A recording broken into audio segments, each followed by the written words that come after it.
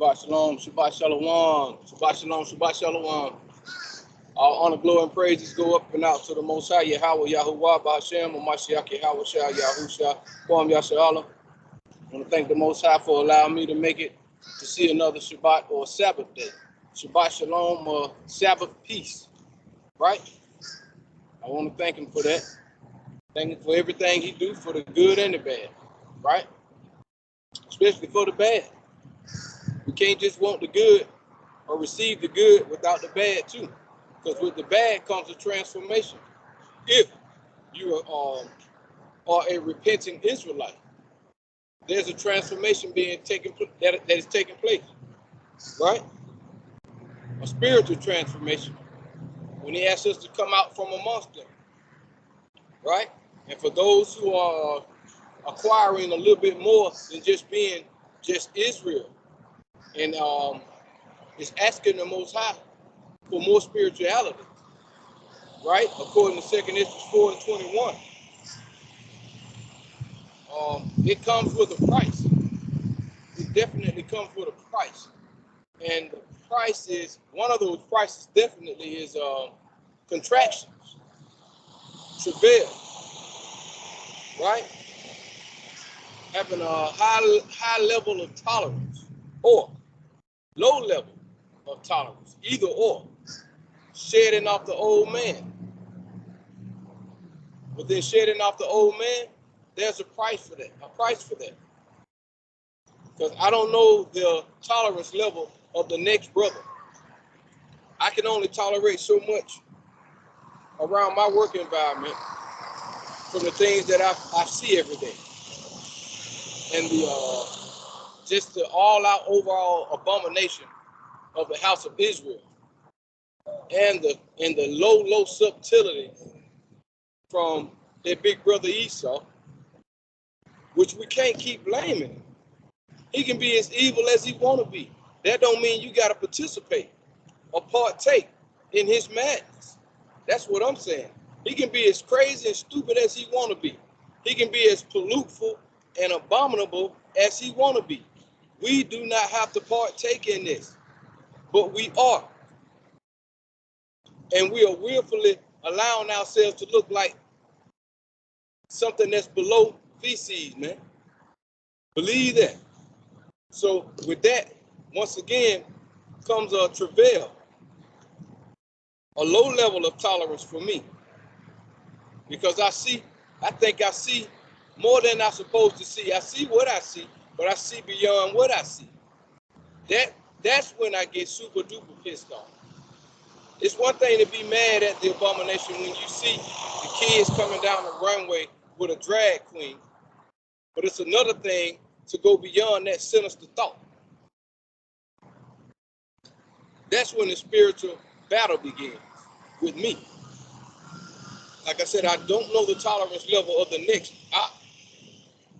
but I continue to ask the Most High to teach me and bring me into the spirit of long suffering. Right?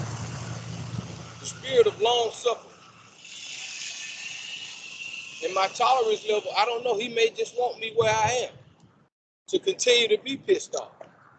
Because I always said, the more and more I am pissed off, the more and more chances I have of not going back into the world.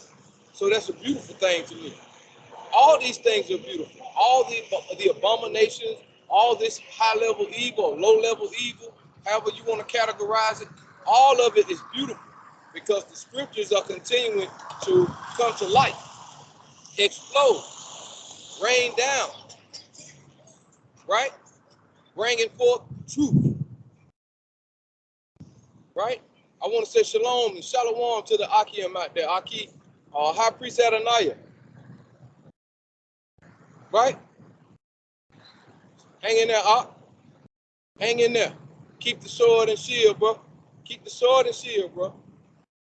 Hang in there, Aki Adriel, Aki Yaakov, Aki Paleo. Hang in there. Aki Kazakiel. I appreciate you, Ak.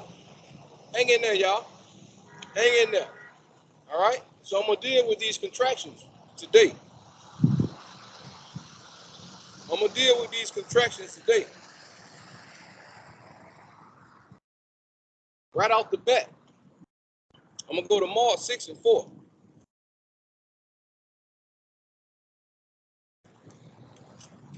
Mark chapter 6, verse 4. But Hamashiach or Yahushua said unto them, a prophet is not without honor, but in his own country, and among his own kin, and in his own house. In his own house. That's where the battle gonna be at. Because at the beginning or at the end, most of us, if not all of us, wants our household to accept or walk with us in this transition or this transformation. We do. But the scripture said it ain't so. It may work out in some places, in certain cases. But overall, the scripture said it ain't so. And Mashiach said, I came to bring division. I came to bring a sword. I'm going to say that variance, the father against the son, the mother against the daughter. And so on and so on. Y'all know the precept. That also brings forth travail. Right? And you trying to shed off the old man. It's unacceptable to those in your household. And when you come into this thing trying to shed off the old man, and the Most High allows you to continue to see more than you've ever seen, starting with your family, because your care and concern is always with your immediate. It's a heartbreaking thing. Very, very heartbreaking. Hard pill to swallow. Biggest pill you ever took in your life. Biggest pill you ever took in your life will not go down. Your esophagus will not go. So you may choke. You may choke. But we got to stay strong. We got to continue to move on. The Most High continues to wake us up. We must continue to move on. All right? So, Mark 6 and 4 said, but Yahushua said unto them, a prophet is not without honor, but in his own country, and among his own kin, and in his own house. So he made that clear. Wherever you go, however you move, when you coming into this walk, you're going to have some issues with the ones that you love. You're going to have issues, right? So we got to lean on the precepts. We got to continue to pray. We got to continue to pray, right? Got to pray a little harder because we want the Most High to hear. I know we want him to hear all our prayers, but some of these prayers are more detrimental than others. And we need to make sure, or we need to try to hope that, you know, the heavens above us is not as iron, and the earth beneath us is not as brass, or vice versa. I may chop that precept up in the book of Deuteronomy, but it's a lot. Yeah, we need to make sure, or we just need to continue to pray a little harder because we want the Most High to help us. We need spiritual help. We need spiritual help. I'm going to Psalms chapter 55, 1 through 8. Psalm 55, 1 through 8. Give ear to my prayer, O Almighty, Allahaya, and hide not thyself from my supplication. Please, please, give ear to my prayer, and hide not thy ear from my supplication, from my strong, earnest, begging, pleading prayer.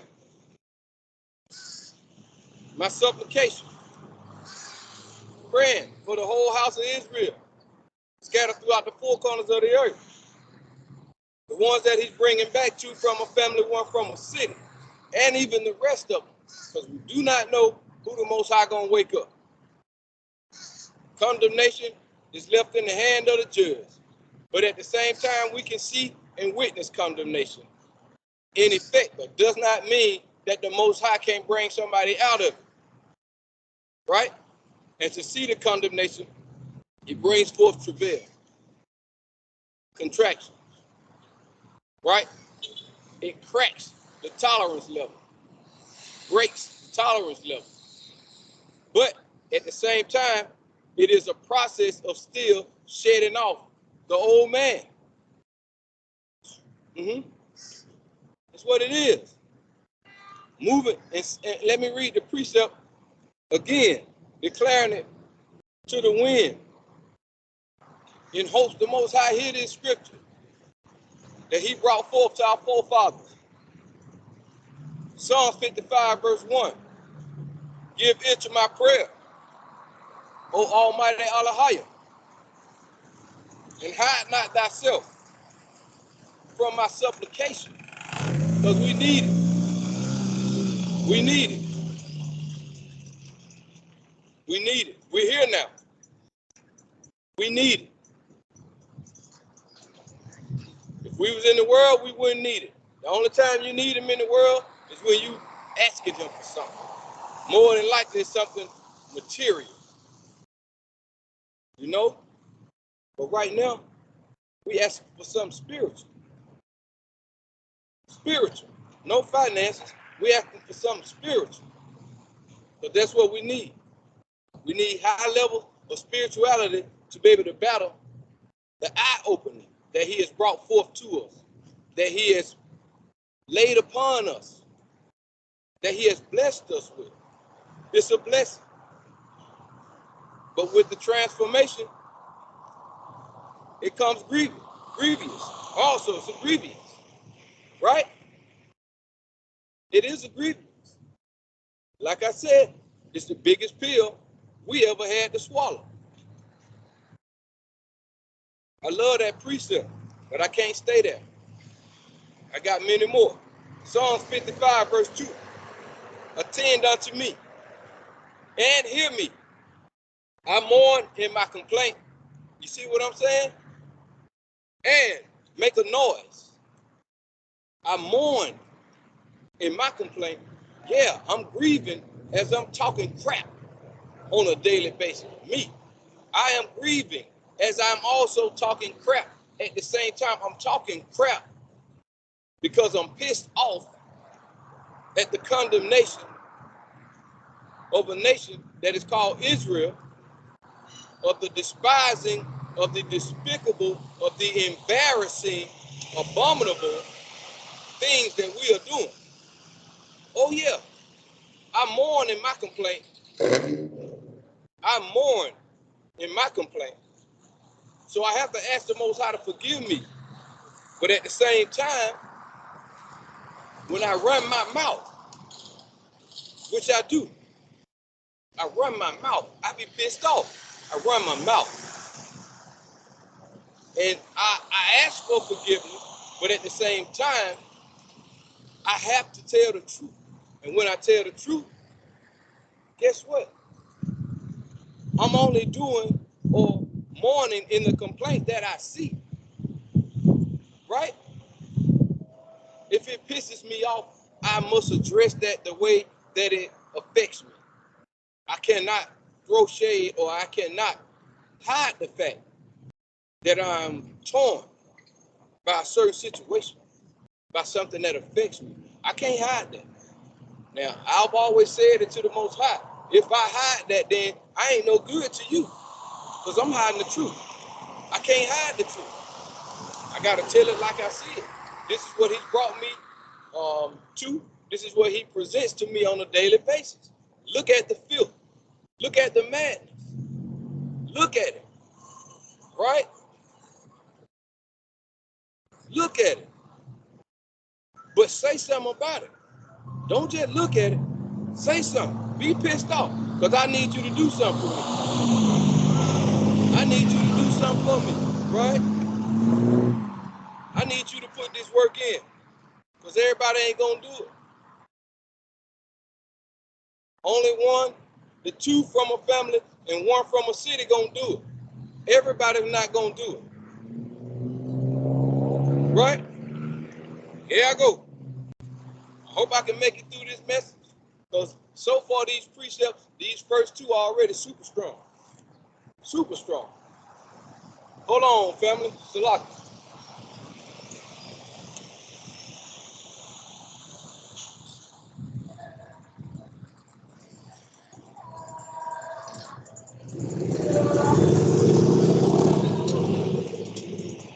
Yeah, these precepts are super strong, and they feel good to me because this is the way this is the thing that I have to go through on a daily basis.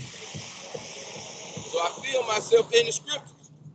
When I mourn and complain, and I beg the Most High as I lay upon my bed, after I have prayed, in hopes that he hears my prayer. And even if he don't, as I say, I'm going to pray anyway. I'm out here by myself. Not out here, I'm out here by myself, period. Period. I'm crying aloud. I'm complaining. I'm mourning. I'm getting on people's nerves. I said. I'm doing that. So yeah, I'm all alone. But guess what? This is what I have to go through, man. Verse 2 in Psalm 55. Attend unto me and hear me. I mourn in my complaint and make a noise. Oh yeah, I make a noise. I talk aloud. Whatever it is that got me complaining at that set time, I'm talking aloud now. I'm not walking around holding it inside. I shake my head and I talk aloud. Now I may get in trouble for it. Some things might get close to getting physical or may get physical because I say something. Because I'm sick of it. Well, I'm super sick of it. I have to question myself how long I'm going to continue to come out here. Right? How long? So I have to think about the prophets. I have to think about Esdras. Now, I lean on Esdras a lot. Because when I was coming into this walk or coming back home, I saw that Esdras asked or inquired to me all the questions that I ever had. Some people in the word, they used to tell you, don't question the Most High. Don't question the Lord. How are you going to obtain the spirit or be a part of the spiritual realm if you don't ask the Most High how to get there? What's going on? What is this? What is this? Help me to overcome this or deal with this. I've always said, please, Most High, give me a spirit or put a spirit upon me that I may be able to handle this madness that you have put before me. But guess what? He ain't did that yet because he's still trying to cleanse me. He's still morphing me. He's still taking me through the travail. He's still trying to bring forth that man child in me. Right? I got to go through the birth pains. Right? Of epiphanizing. Or to bring forth an epiphany. Look the word up. So, he's going to continue to do that. But as he continues to do that, my life will still hang in Psalms 55, 1 through 8. Let me move on. Verse 3. Because of the voice of the enemy, because of the oppression of the wicked, for they cast iniquity upon me, and in wrath, oh yeah, they hate me. In wrath, they hate me. I know they do. I know they do. I'm crushing spirits daily. Like I said, I'm around people that I can clearly see what spirit they in. They think they hiding, but you cannot hide who you are, but for so long. You can't continue to keep playing it off as if you're like this when you really are not like that, sir, son, ma'am. You're not like that.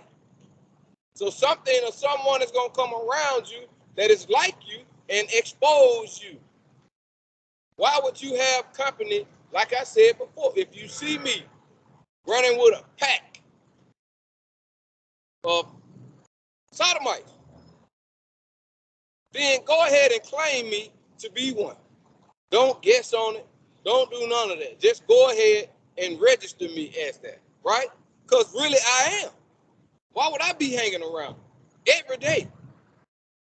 Or why would I try to play the fence and act like I'm not? Then when they come around, I find myself stuck right there with them because that's really who I am.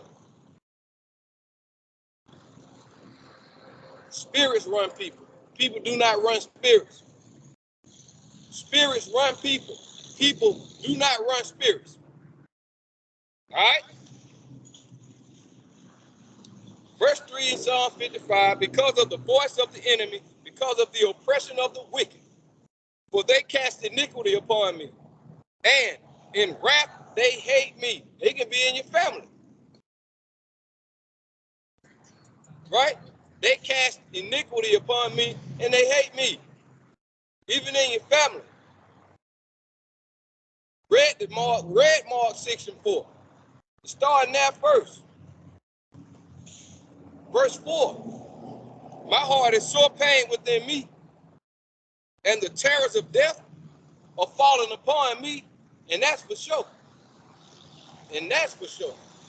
But hey, all honor, glory, and praises to the Most High. Anyway, He done put me in this position that I got to go through this sore travail,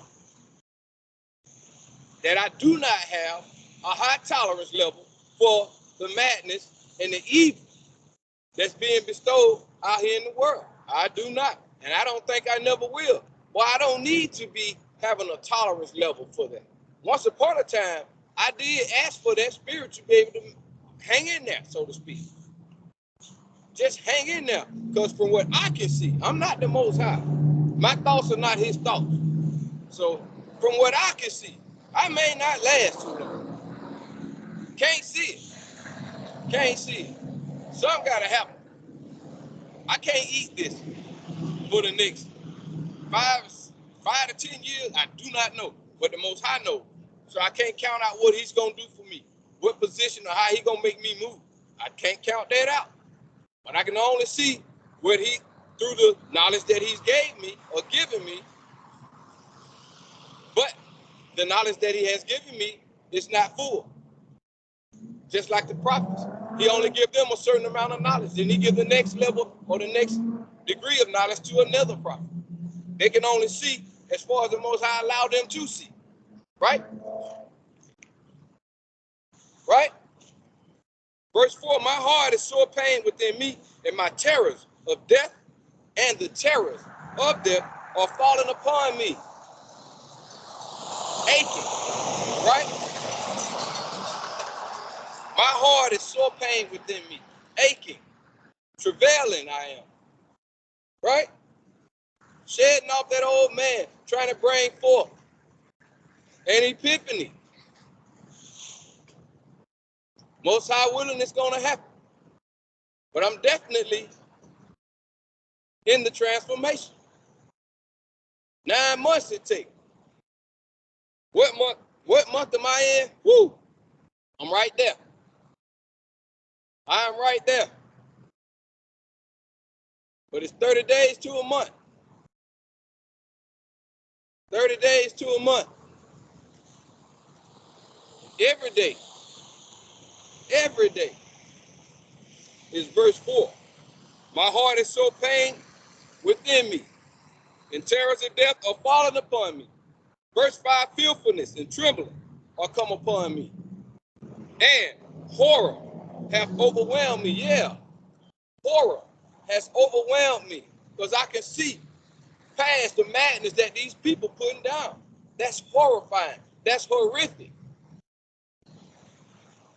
That's terrible. Terror is going to befall the terrible.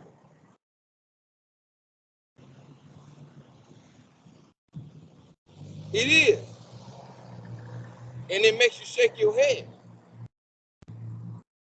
It makes you shake your head. It makes you grieve. It makes your heart be sore pain within you.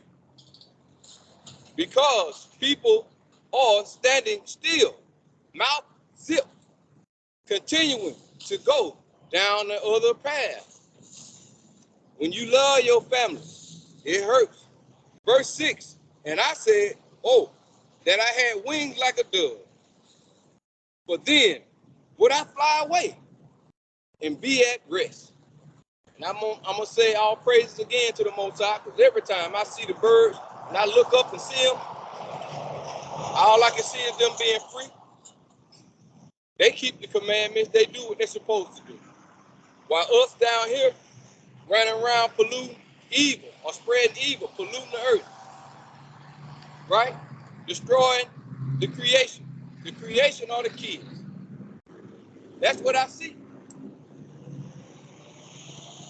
I get so upset that I do not want to be here no more. Sometimes that's what my mouth says. But the Most High said, not so, sir. Go to sleep so I can wake you up and start all over again. Get it in. Because today is going to be something new and different. And you're going to get upset even more so. Because I got a reward if you can hang in there. I have a reward for you if you can hang in there. But I got to make sure that you are worthy of this reward. So I got to take you through it. Right? You do not reward people for nothing. They have to do something, achieve something, accomplish something to receive a reward, be it on the good side or the bad side. If you went hard as you could in hating the Most High and continuing to hold hands with RuPaul and the crew, there's going to be a reward for you. What's the reward for y'all? The process of elimination of them babies. Right? But on the right-hand side, you got to also be as a child when you're coming back to the Most High. As a child, humble, respectful, with your mouth closed, willing to learn, starting all over, starting from milk to the eggs, little toast, little beef sausage. Then later on, you can worry about eating a steak. But for right now, you got to start off as a child on this side. But they trying to kill that child on that side. They ain't wanting that to happen. Right? I'm going to move on. Verse 6 said, and I said, oh, that I had wings like a dove. For then would I fly away and be at rest. If there was a mountain that I could go to and climb up on top of and reside there forever, away from the world, and I could be taken care of, that's where I would be. Only like a voice of one that cried from the wilderness, right? You can hear me screaming, hollering, praying, loud. People wonder, what is that? Did you hear that? Did you hear that? Verse 7, lo, then would I wander far off and remain in the wilderness. Then would I wander far off and remain in the wilderness. Selah. Verse 8. I would hasten my escape from the windy storm and tempest. I would hasten my escape from the windy storm and tempest. Because right now the windy storm and that tempest is that evil. That evil that is swooping up everything in its sight. Any and everything in its sight. A tempest, like a tornado. But if you're strong in the Most High, you ain't got to worry about getting swooped up in the tornado. You know why? You won't be in that area wherever that tornado is. You'll be set apart. You'll be somewhere in a safe zone. And when you wake up, you can go outside and see where the tornado hit, where it bounced around you. I'll pray. That you will see. If we do the best we can. Sirach 4:28. The Most High will probably spare us, man, from that windy storm and that tempest. Amen. All honor, glory, and praises to the Almighty Elohim of Abraham, Isaac, and Jacob. Right?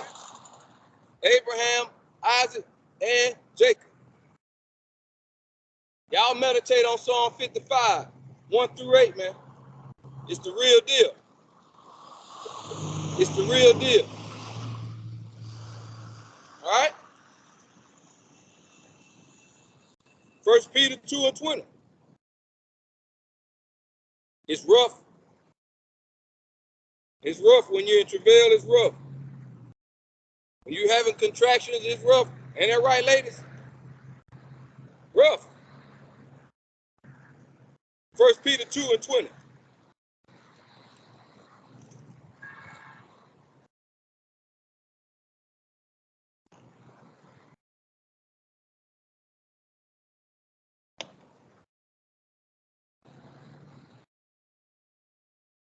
All right, 1 Peter chapter 2, verse 20. For what glory is it if, when you be buffeted for your faults, right? Hold on, y'all. Hold on. Got a little wind, but still, we're going to do this. Verse 20, 1 Peter in 2nd chapter. For what glory is it when ye be buffeted for your faults?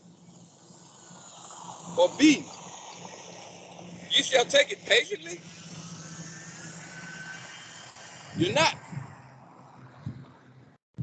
Ain't no glory when you getting your butt whooped and you taking it patiently. You just standing there.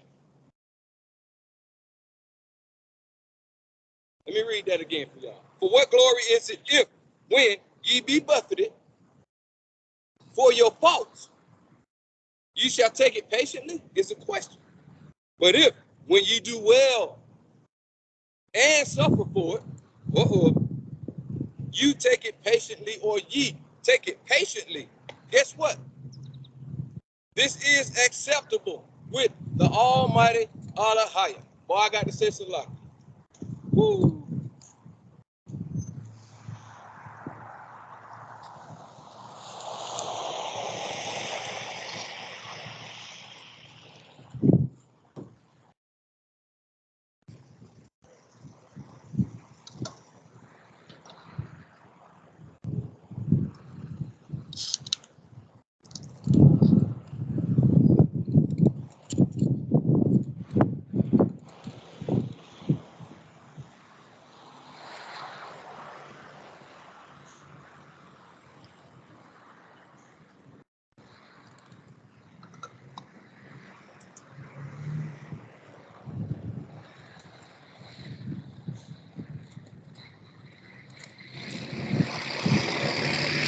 All right, family.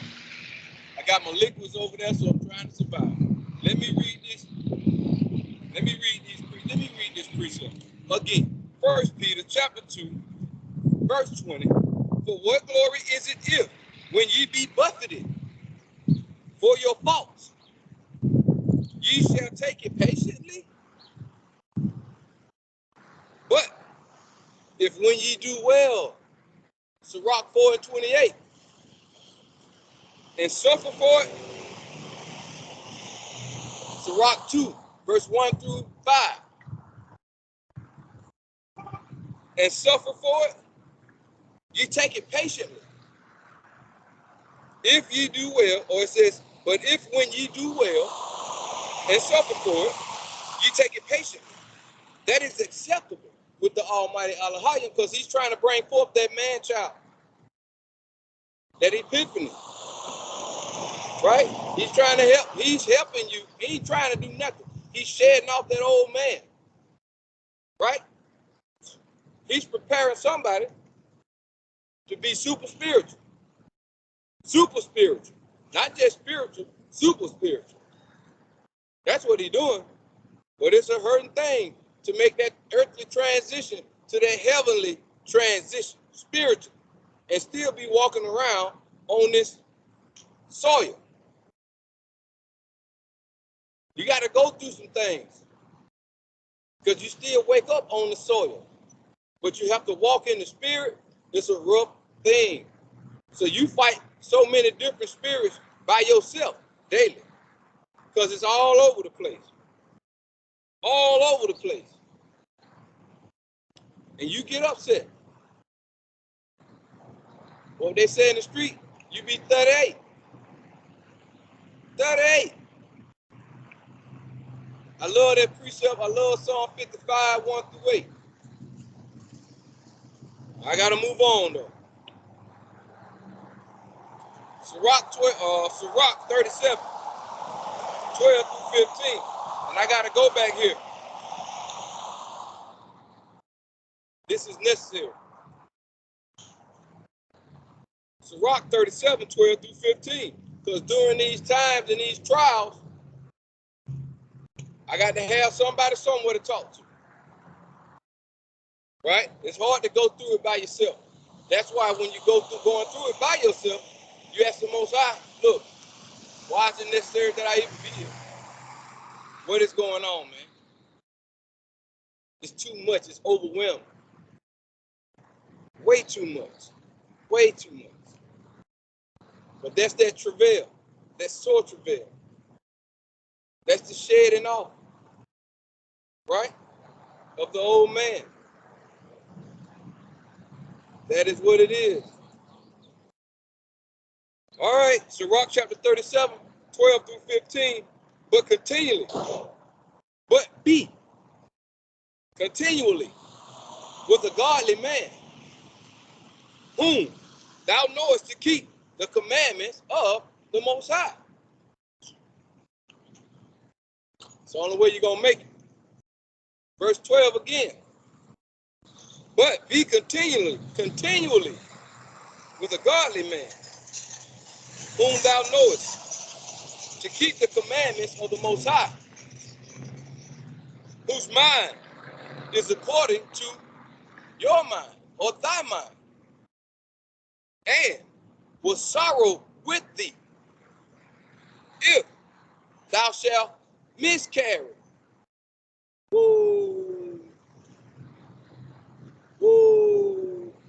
So I'm talking about travailing, bringing forth that man-child, the epiphany, right?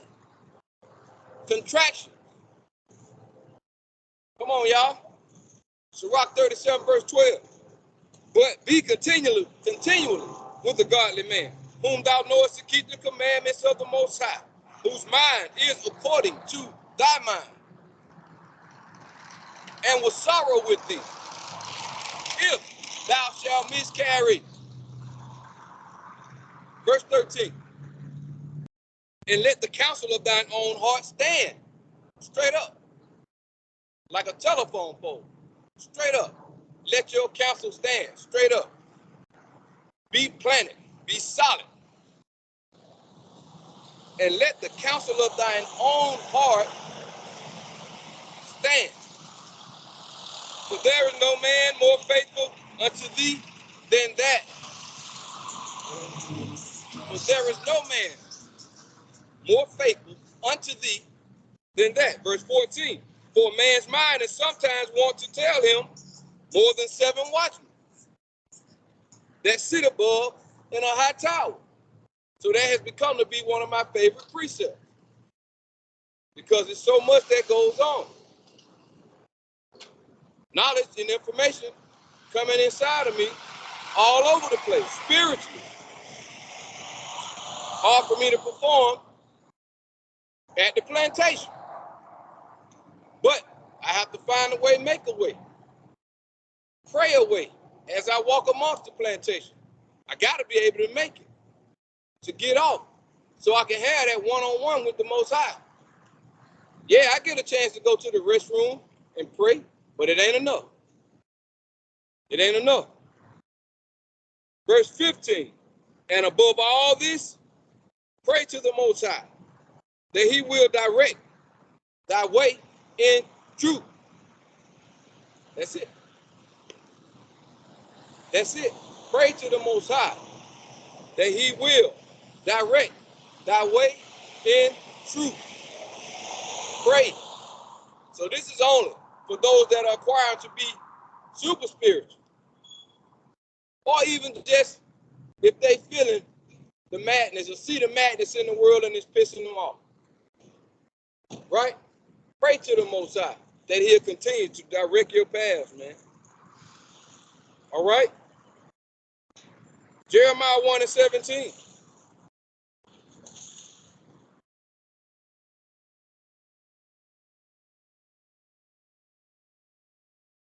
Jeremiah 1:17.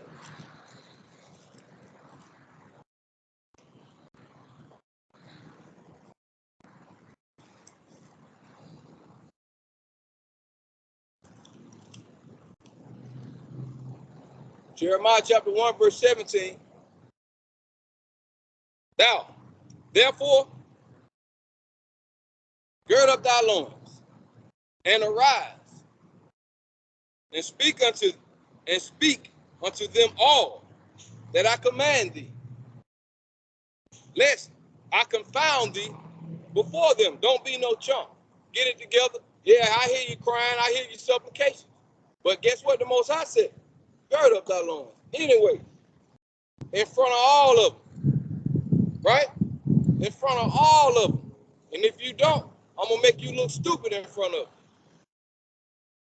Get yourself together. Be a man. Stand up. Tighten up. Yeah, I know you a child, but you're going to still be able to perform my duties, the Most High said. After you have conceived or been brought forth,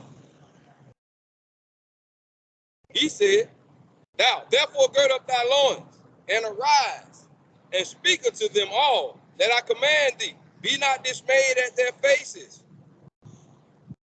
lest I confound thee before them. So don't worry about them. Don't worry about them. Don't be scared. Stand up, say what you got to say.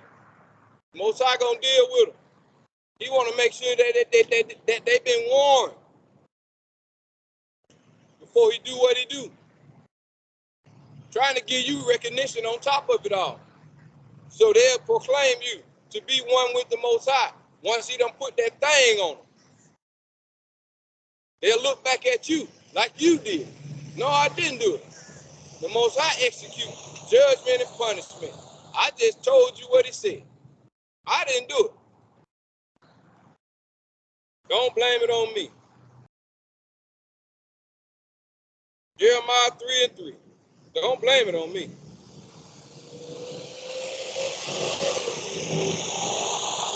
Don't blame it on me. Blame it on the Most High. Jeremiah chapter 3:3. Therefore the showers have been withholden, and there have been no latter rain. And thou hast a horse or whore's forehead. Thou refusest to be ashamed. So that's what we at. And I brought that precept out because that's the filth and the abomination that the world is pushing. And our people want to stand in front willfully and look according to this precept. The Most High said you refuse to be ashamed. That's what he said. Well, you're looking bad out here, and you refuse to be ashamed when you know this is not right. You know this ain't right. Verse 3 in Jeremiah chapter 3. Therefore, the showers have been withholden. That's a beautiful thing. And there hath been no latter rain. And thou hast a whore's forehead. Thou hast refused it to be ashamed. Ain't been no latter rain. Your roots are dry, brittle, cannot bring forth nothing, period. Nothing beneficial. Flat out. Right? You don't have a chance to grow. You don't have a chance The Most High said you got a whore's forehead. You playing the harlot so tough, you being an adulteress so tough. You don't even care. You cheating in front of your man. You don't even care no more. That's what the scriptures say. You don't even care no more.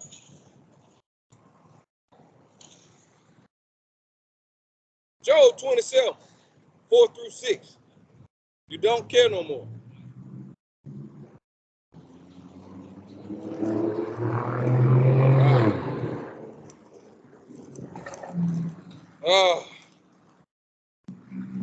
Yeah, it's hot. Hold on, y'all.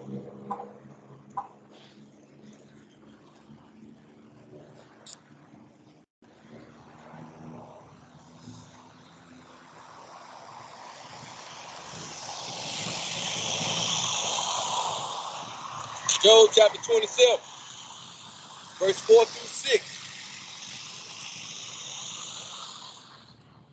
My lips shall not speak wickedness,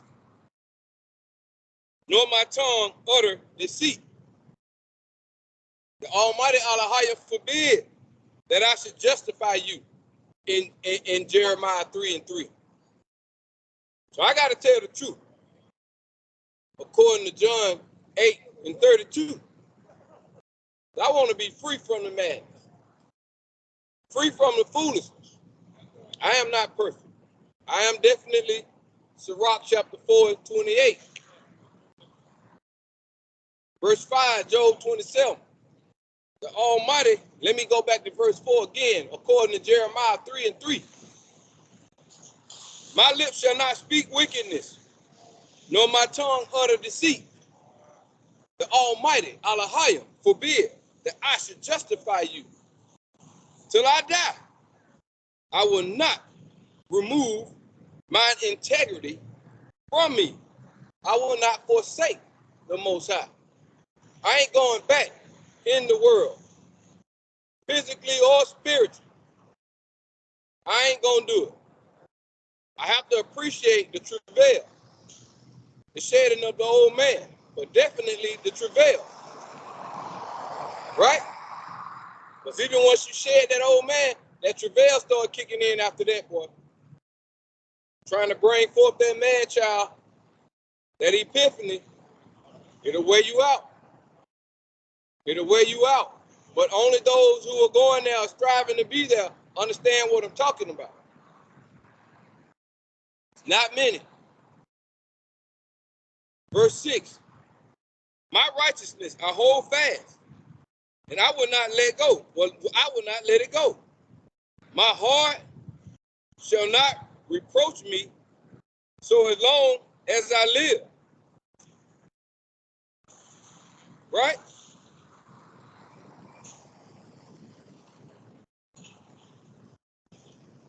My righteousness I hold fast, and I will not let it go.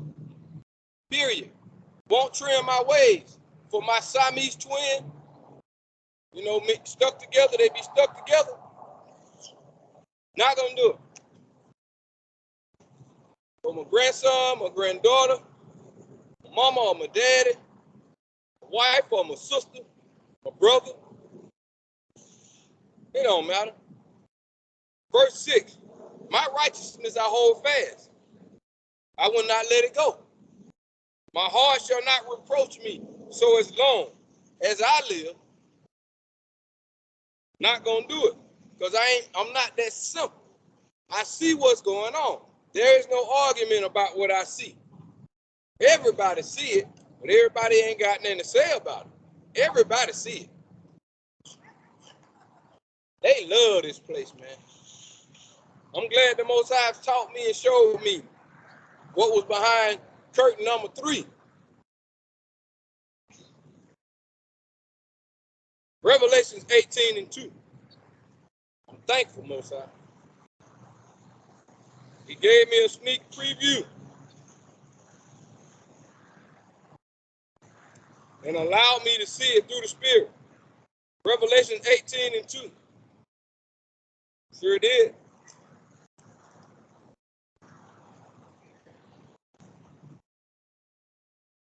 And he cried, mightily with a strong voice, saying, Babylon, the great is fallen,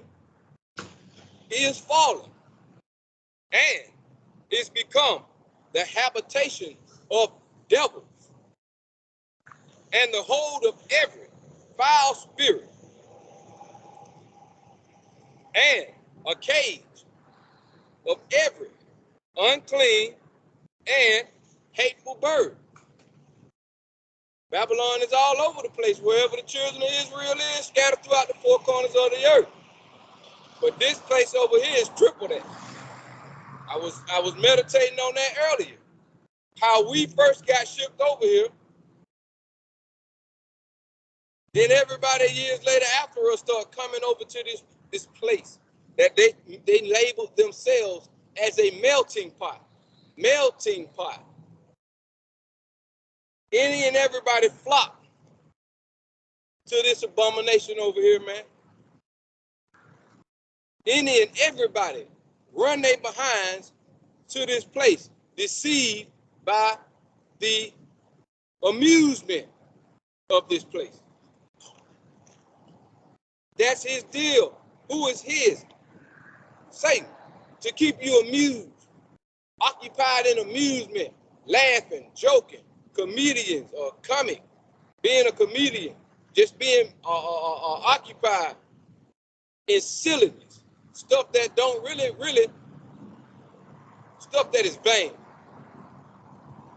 You know, yeah, it's good to have a good time, but you got to have the right mindset now to go back out there and have a good time. If you ain't acquired the knowledge, wisdom, and understanding of the Most High, and you still just American, then I don't know, man. I do know. What do I know?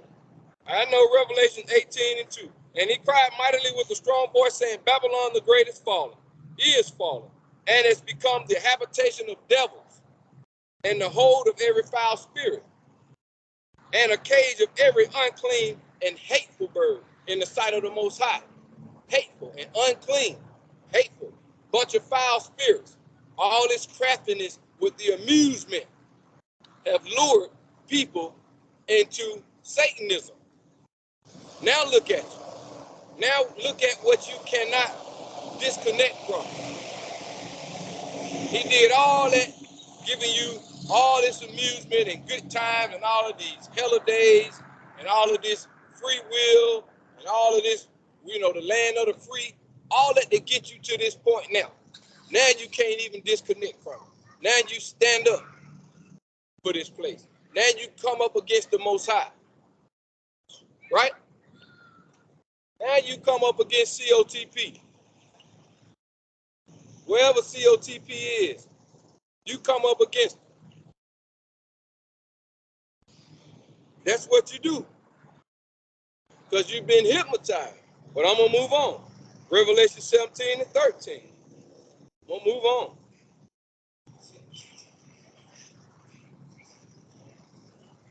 Revelation 17:13.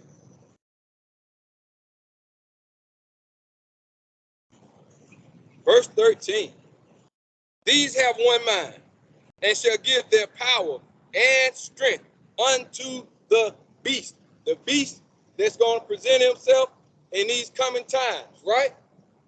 Now, this precept is talking about the powers to be that are on one mind and on one accord. But it's also for you who out there that cannot disconnect, because you guys are going to follow your leaders to serve the beast and his system that's set up according to Psalms 83. Those people, all of those leaders and kings that kiss the hand of the Pope, all of those, all your religious leaders, all religion, from Christianity to Islam, from Hinduism to Buddhism, they all gonna kiss them. Even Egyptologists, they're gonna kiss the hand of the Pope to join allegiance to the beast. Revelation 17:13, even for you minions that love your leaders of your country, that follow after America and China, Russia. These have one mind and shall give their power and strength unto the beast. Everybody on one accord over here. Everybody sees things the same way over here. Seen a guy yesterday, needed assistance with his vehicle. I helped him. When the doors flew open, I assumed that his lady friend that was in the front seat with him. But when the back door flew open, guess what? They was hauling around. An abomination, 6'3", 230 pounds worth, 40 pounds of male confusion. And on the other side, in the other corner, coming in, weighing at 200 pounds, 5'8", pretending to be a dude. I'm wondering, where are they going? If that's your wife in the front seat or your girlfriend or whoever she is, y'all, whatever, and in the back, are these your kids or what is going on? Where are y'all going? My mind, once again, I start to have contractions, right? I start walking around talking to myself, shaking my head, talking out loud, looking like I'm crazy to the people around me, wondering what's wrong with him, what's going on with him. I'm wondering, man, I just gotta wonder, where are y'all going? Where y'all going? Wow, where y'all going? It is something, y'all. That's just to me. That's just to me. So Sirach 37, not 37, yeah, 37, 12 through 15, or at least through 14, told me what I should do in times like that. But it's hard for me to do that when I'm on the plantation witnessing what I'm witnessing. Because the guy that I need to be trying to consult with, that godly man, ain't around. So I got to suffer. I got to go through that pain. I got to have those contractions. One more time. This is what I saw when that car pulled up and I tried to assist them people and the doors flew open. Chapter 17, Revelation, verse 13. These have one mind and shall give their power and strength unto the beast. They're going to give it up. They're going to say, do as thou wilt. They're going to become a great whore for Satan, which they already have, according to Jeremiah 3:3. You got a whore's forehead. You got a whore's forehead. Every thought in your mind is as of a whore. And only whores escort around a grown man who have deceived himself to thinking that he's a woman. A woman does that, not a straight male. So something had to be wrong with the guy who was driving. If he's escorting that thing around and that other thing, something wrong. If you are acceptable to that, something inside of you that you'll do a little something too. Because you ain't no shame in you, man. First Jeremiah 3:3. You got a whore's forehead and you ain't even ashamed. You can't make it up. But it was all written aforetime for our learning. Thus says the scriptures. Jeremiah 29:17. All honor, glory, and praise go up and out to the Most High. Right? Verse 17, Jeremiah chapter 29. Thus says the Most High of hosts, or the Lord of hosts, or the Lord of the army of angels. Behold, I will send upon them the sword, the famine, and the pestilence, and I will make them like vile figs. What I saw and what I continue to see all day. And it ain't just that what I saw at that time when I was assisting them people in that car. I had other women on women and all this. It was flooded. And I was standing there in the middle of it. But I'm the only one that I saw had something to say about it. It was flooded. It was flooded. This is why I go through what I go through, my trial and my tribulation, my travail and my contractions, because I'm wondering how I'm going to make it every day like that. This thing ain't hard to think out. I'm wondering how am I going to make it. I'm looking at for the next 5 years, knowing that it's going to get worse and worse and worse. How in the world I'm going to be able to make it? Because I'm not conforming. How am I going to make it? So I need answers from the Creator.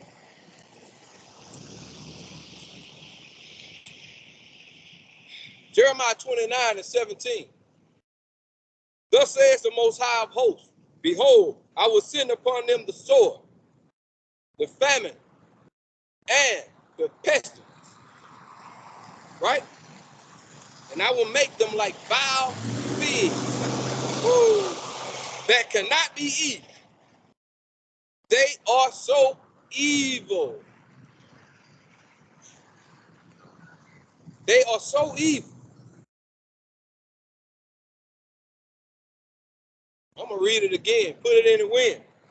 Thus says the Most High of hosts, behold, I will send upon them the sword, the famine, and the pestilence, and will make them like vile figs that cannot be eaten. They are so evil. All y'all, those who are escorting them, and the ones who are being escorted, I'm going to make you like vile figs. You cannot be eaten because you are so evil. Evil. I will send upon them the sword, famine, and pestilence. Many diseases, all kind of diseases. Death coming in all kind of ways. All kind of ways. Famine. You will be without spiritual knowledge. No knowledge of good. Period. You will be without. You will be non-receptive to intake righteous direction. Jeremiah 29:17, y'all. Chapter 30. Same book. Verse 14. All thy lovers have forgotten thee. They seek thee not. All thy lovers have forgotten thee. They seek thee not. They don't care nothing about y'all following after the witchcraft they done put down out here. They don't care nothing about y'all. They ain't looking out for your best interest, your children's interest, how your household gonna function. None of that. Like I said earlier, Esau can do what he want to do. That don't mean you got to follow him. So it's on you. If you walk in there behind door number 3 or curtain number 3 and stay in there, that's on you. You can't blame nobody else for what you do, the way your feet move. Unless you just that dumb and that simple, that you just gonna go with the flow continually, and it's still your fault. All thy lovers have forgotten thee. Once you went behind that curtain, you are forgotten. They seek thee not. They're not concerned with you anymore. They out to fish out other ones and bring them into the fold and lead all y'all to the lake of fire. For I have wounded thee with the wound of an enemy,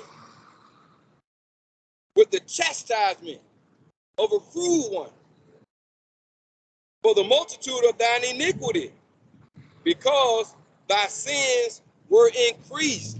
This is the Most High speaking. And this is what I say on a daily basis. I'm like, Most High, Most High, Most High. You ain't playing, man. You put that thing on them. You are not playing. You have put that thing on them. This is what I say every day.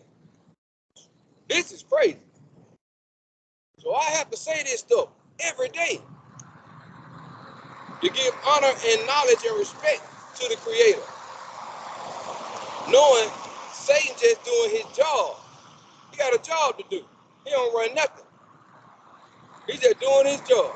But the Most High, boy, he said, all thy lovers have forgotten thee, they seek thee not. For I have wounded thee with the wound of an enemy, with the chastisement of a cruel one. Woo! And that's a cruel thing. That chastisement, they're cruel. That's a cruel thing, boy. Wow. For the multitude of thine iniquity, because thy sins were increased, like the BET Awards and every other award show that they have. It is just straight devilish, evil, satanically ritualized. It's all in and they going all out. Ain't hiding nothing no more, nothing. Because it's on y'all. It's on y'all. You can't blame the white man. You can't blame Satan. That's on you. If you want to walk through that foolishness, that is on you. Somebody shooting craps, shooting dice over there, they're not going to make you get in that crap game. That's on you if you bring your money out and you bend down and you standing there and you want to bet on what just came off the wall. That's on you. You cannot keep blaming people for how you move. Right? Y'all say you got a freedom of choice. You better make the right decision. Right? You're going to be coming down the runway or the catwalk receiving money from a 4 or 5-year-old that's tipping you. 4 and 5-year-olds tipping the transgender man coming down the catwalk. They got the children in there giving them money. Right? Now those children, they ain't got no choice because some stupid adult, some evil adult brought them there, set that up, put that out there on YouTube so it can grab hope to the ones that hate the Most High.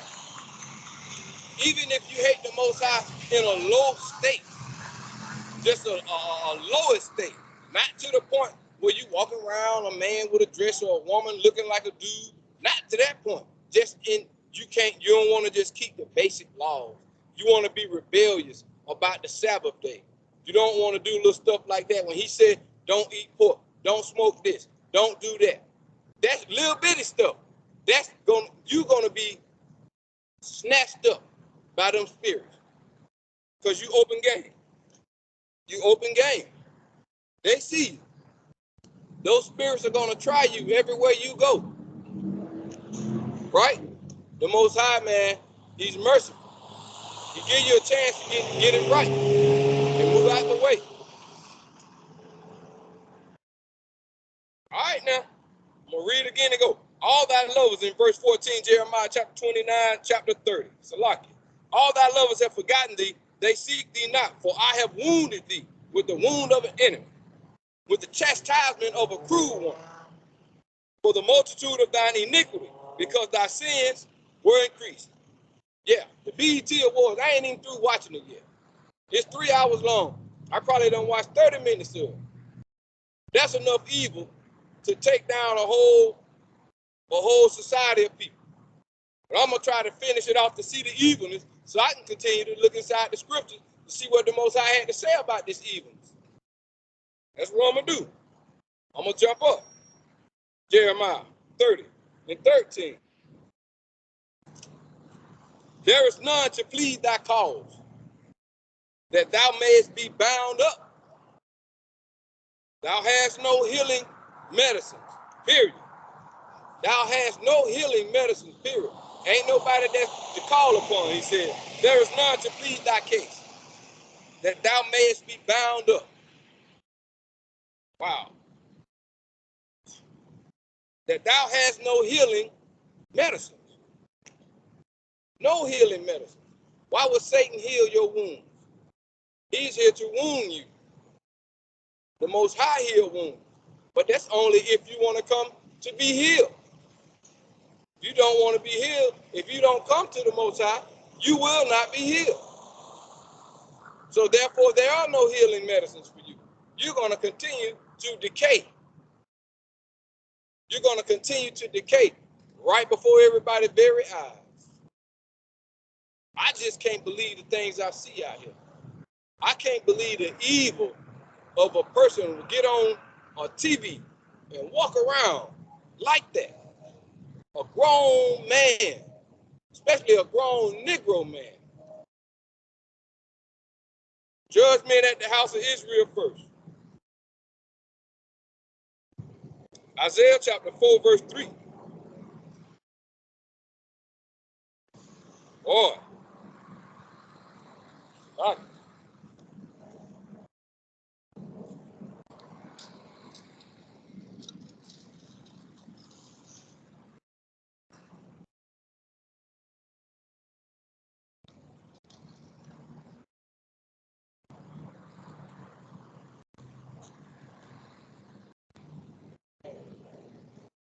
Isaiah chapter 4, verse 3. All right?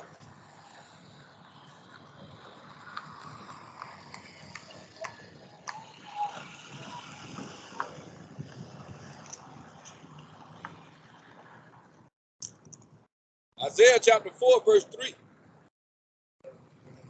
And it shall come to pass that he that is left in Zion and he that remaineth in Jerusalem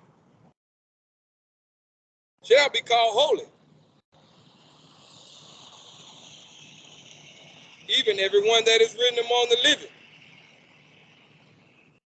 in Jerusalem. He that is left. Ain't gonna be too many left.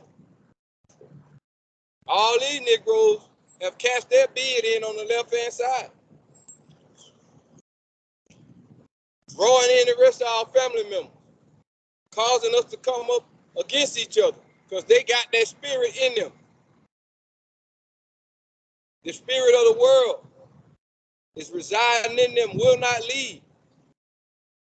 That root inside of them is dry. There has not been no latter rains.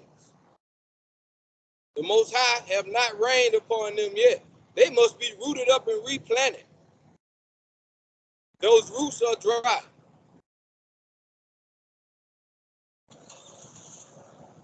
They are dry. So it's just like we kicking a dead horse. But we still continue to try. But then sometimes, you have to isolate yourself and just get with the Most High and hope that you and him can have a decent conversation. We need answers. We need communication. Those who acquire high levels of spirituality that's looking to escalate to another degree or another realm. We need communication. We need help. We need support from the Creator. Yeah, we got brothers ox out there, but most times we need the Creator. But the spirit that dwells inside of us acquires the Most High to assist us with this travail, with these contractions, with the changing of the man, shedding off the old, not having a high tolerance level. We need help. We need help. And I'm going to jump over to Isaiah chapter 5 and verse 4. What could have been done more to my vineyard, which is the house of Israel? You so-called Negroes, you so-called Native Indians, you so-called Mexicans, or Hispanics over here of Negroid descent. What could have been done more to my vineyard that I have not done in it? Right? Wherefore, when I looked that it should bring forth grapes, brought it forth wild grapes. I looked upon it that it should bring forth grapes, and it brought forth wild grapes. So I planted the vineyard, I rained upon it. Somebody went behind my back and messed with my vineyard. Right? Somebody flew over the top, up above or below the firmament, and sprayed down barium and aluminum, chemicals, right? On my vineyard. somebody flew an airplane by and sprayed down barium and aluminum on my vineyard. All right? Barium and aluminum. One more time, family. BA is barium, short. That's the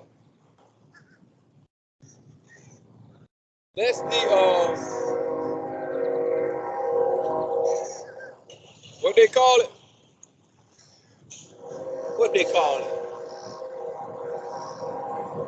Oh, Salaki. Anyway, when you go to the table of contents or the table of elements, you will see for oxygen, you have O2, right? Or you have for hydrogen, you have H2, abbreviations. That's what I'm looking for.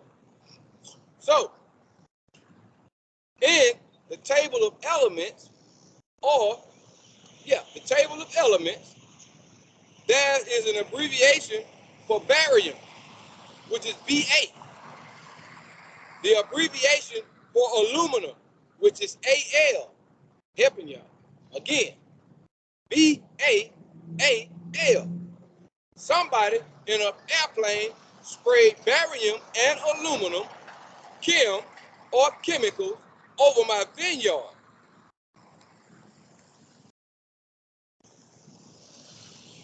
Look, man, I'm not playing. Do the research yourself, if you can, if you will. When they spray chemtrails in the air, what they are spraying out of those planes consists of barium and aluminum, which is Bal. B-A-A-L. I am not kidding. Please look it up for yourself. Now let me go back to Isaiah 5:4. What could I have done more to my vineyard? I prepped it up nicely, the Most High said. What could I have done more to my vineyard that I have not done in it? Wherefore, when I looked that it should bring forth grapes, brought it forth wild grapes, tainted grapes, contaminated grapes, right? Been manipulated, right? Tampered with. When I brought forth the sun to shine, after I made it rain, somebody, while the sun was shining, flew an airplane by and sprayed barium and aluminum over on my vineyard and continues to do it. Therefore, when I looked for it to bring forth grapes, it brought forth wild grapes. So we wonder what happened, how this evil can arise in the earth so quick. It's a manifestation. It didn't happen overnight, but it was a timing. If I do this, start doing it now, by this time next year, it'll be blossomed up. And this is the fruit that I will get if I continue to do this, right? If I continue to spray this vineyard with this barium and aluminum, pretty soon, some of these grapes gonna be wild. They're not gonna be pure. Wild grapes. Help them, Most High. Help them, Most High. Isaiah chapter 5, verse 4 again. What could I have done more to my vineyard that I have not done in it? Wherefore, when I looked that it should bring forth grapes, brought it forth wild grapes. I ain't gonna keep saying it, but then again, I might. Barium and aluminum has been sprayed, and this ain't fiction. This is non-fiction, on the vineyard, and they keep doing it. But is anybody caring? Do anybody really care? Is anybody watchful of this thing? Then I'll cry for it. I travail over it or for it. I have to go through contractions, right? As I'm continuing to shed off the old man every day. Because it's something new every day, some wicked and some evil every day. Every day. The epiphany is in full effect. All praises to the Most High Yahweh, Yahuwah, by Hashem, Mashiach Yahweh Shah, Yahusha. All right?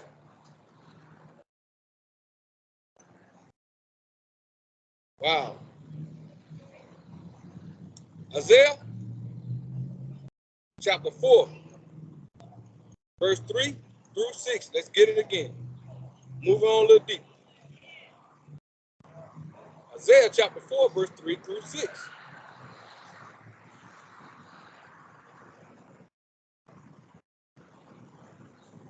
I'm going to read it. Verse 3, and it shall come to pass that he that is left in Zion and he that remaineth in Jerusalem shall be called set apart or holy. Even everyone that is written among the living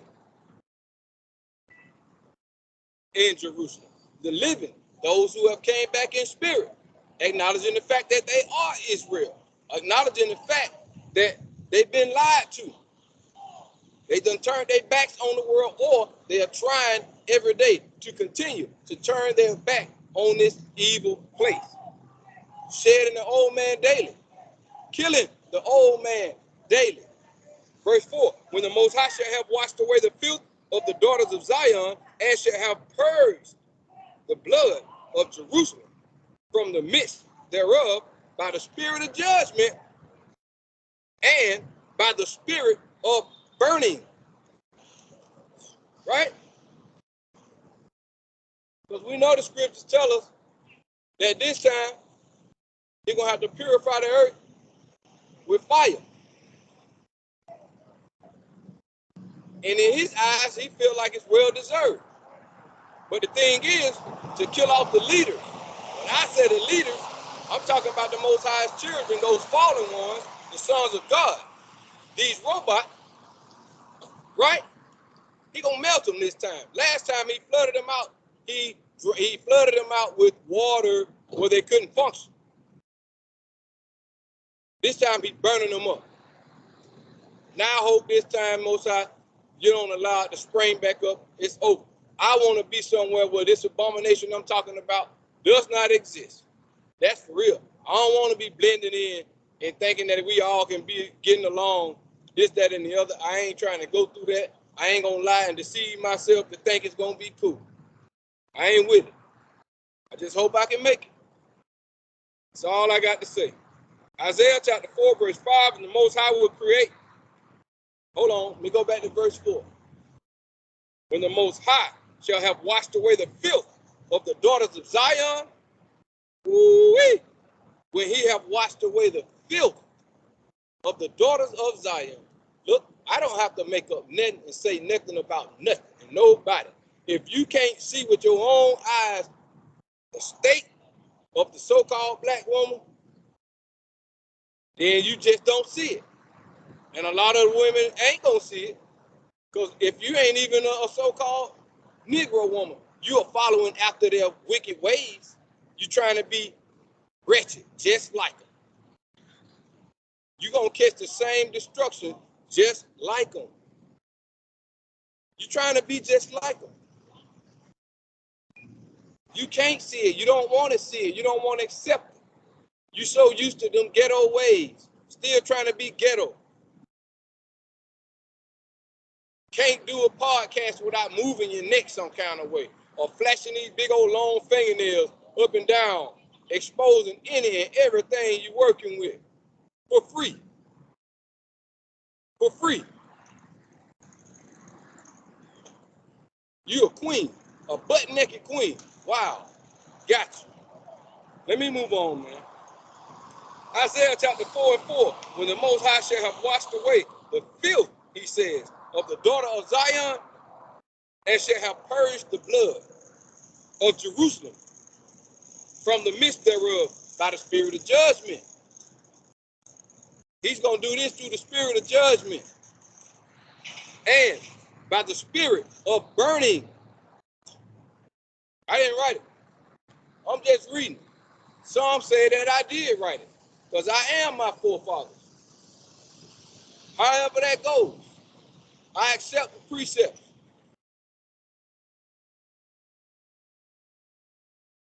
He says, when he have washed away the filth of the daughters of Zion, and shall have purged the blood of Jerusalem from the midst thereof by the spirit of judgment and by the spirit of burning. Verse 5. And the Most High will create upon every dwelling place of Mount Zion and upon her assemblies a cloud and smoke by day, and the shining of a flaming fire by night. For upon all the glory shall be a defense. Right?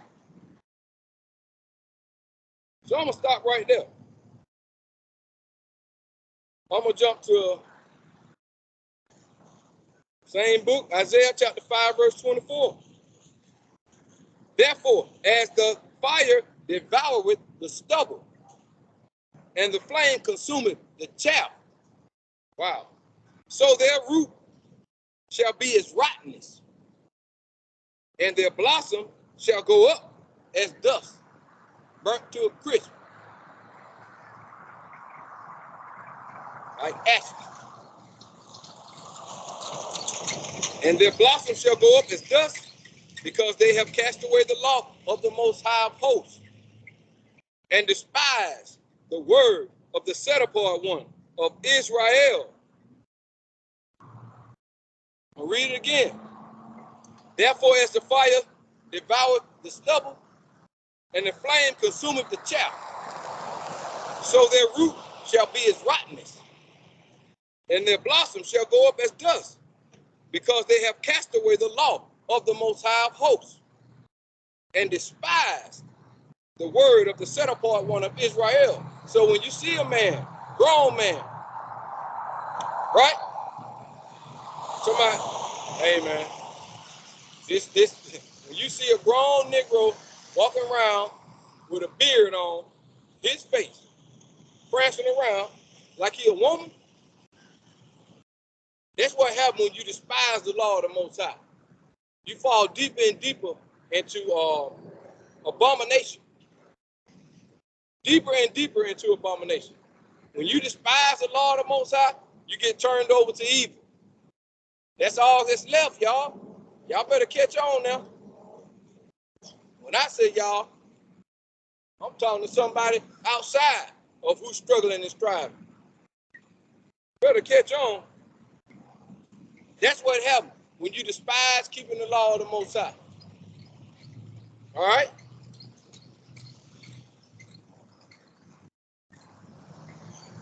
Look.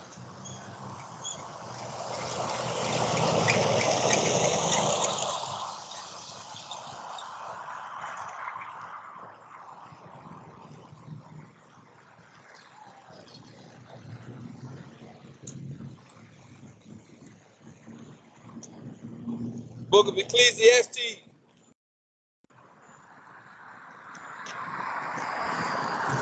chapter 1, verse 13 and 14.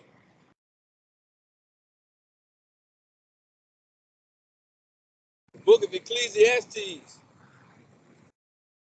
chapter 1,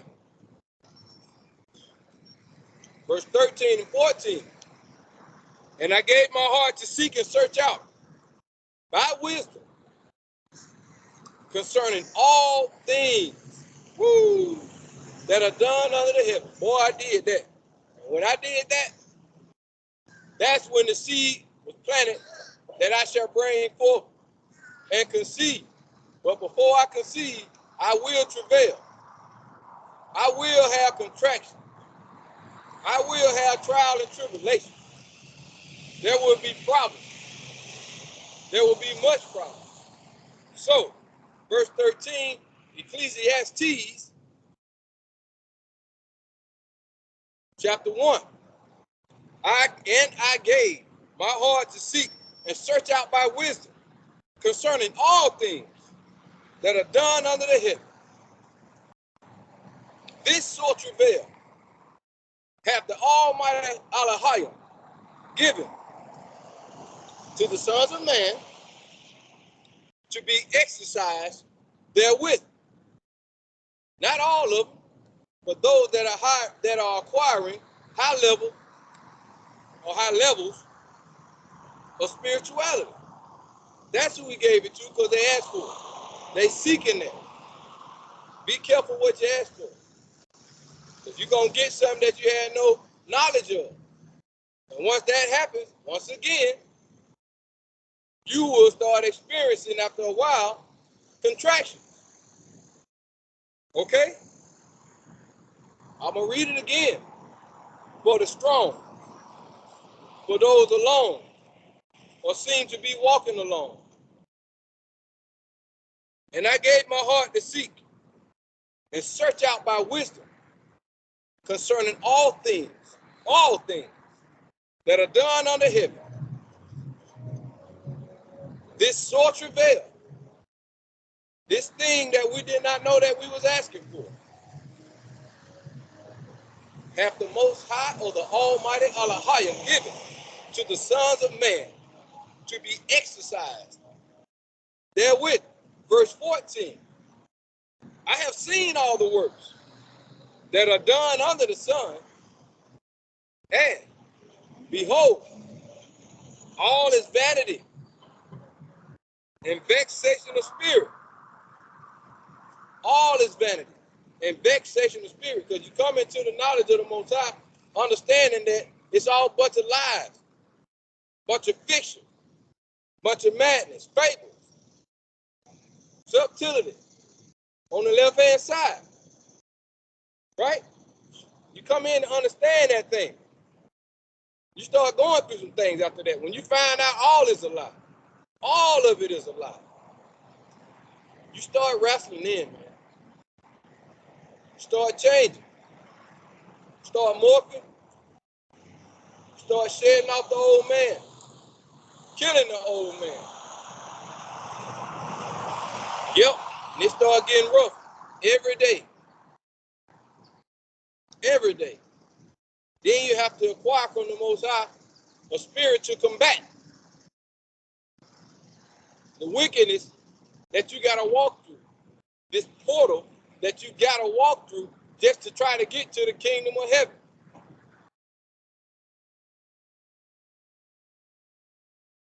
You got to ask for some assistance to be able to walk through this portal just to get to the kingdom of heaven.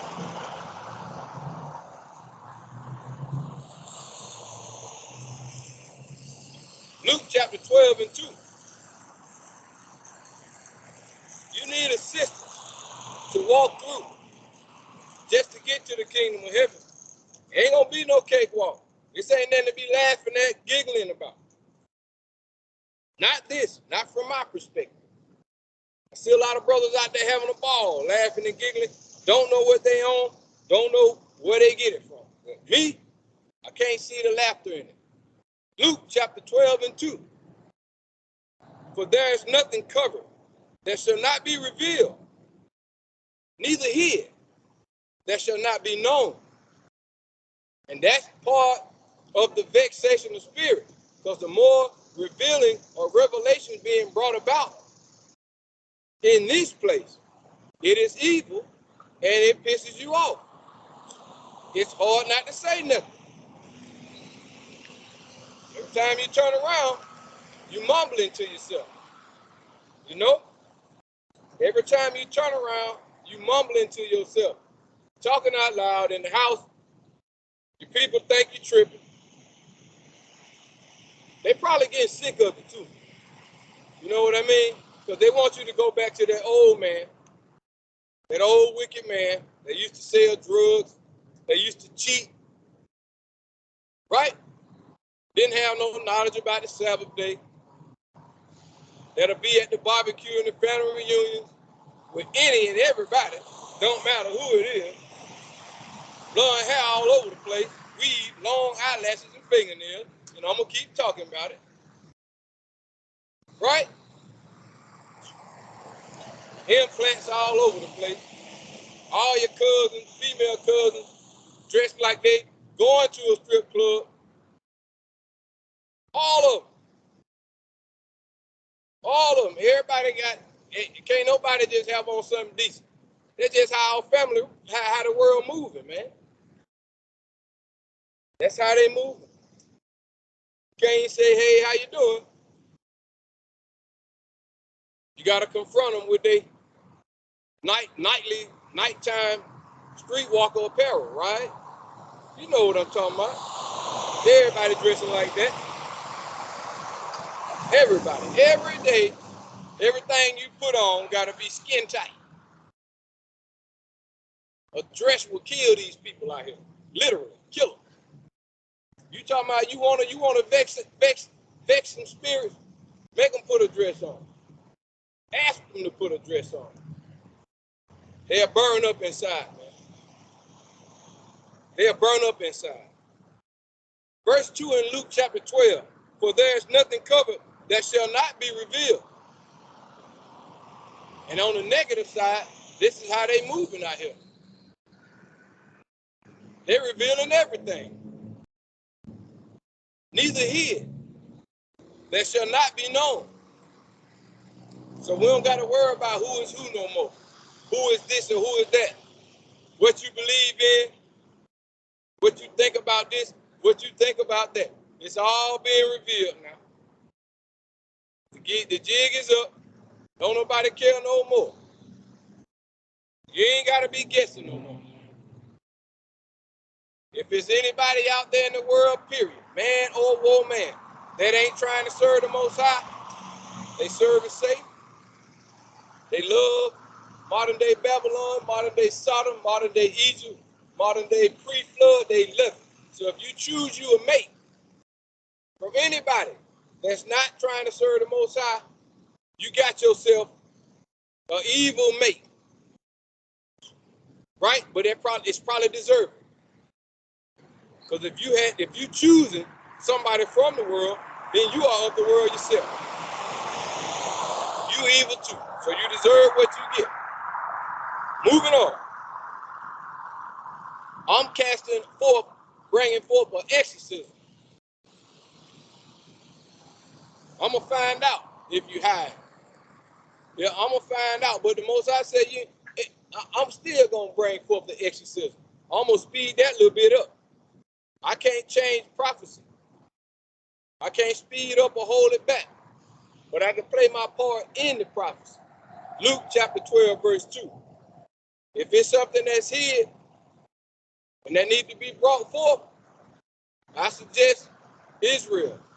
That small spectacle of remnant, that little particle of dust, to continue to prophesy in your home, outside of your home, so you can see what's happening. Help the word of the Most High reveal what needs to be seen.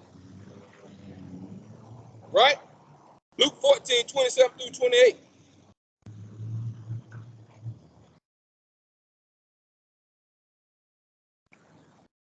Luke 14, 27 through 28. And whosoever does not bear his cross and come after me cannot be my disciple. So we got to go through some things. All this burden and all this grievance, we got to deal with it. Suck it up. Right? Jeremiah 1 and 17. We got to deal with it. Huh? We got to gird up our loins. Like a man, we got to deal with it. Even though we travail and have contraction. Mourn. Pray earnestly, asking the Most High to hear our earnest supplication. Verse 27 in Luke 14. And whosoever does not bear his cross and come after me cannot be my disciple. You can't put the work of the Most. You're not cut for it. He said, you ain't built for this. But we're talking about mighty men now.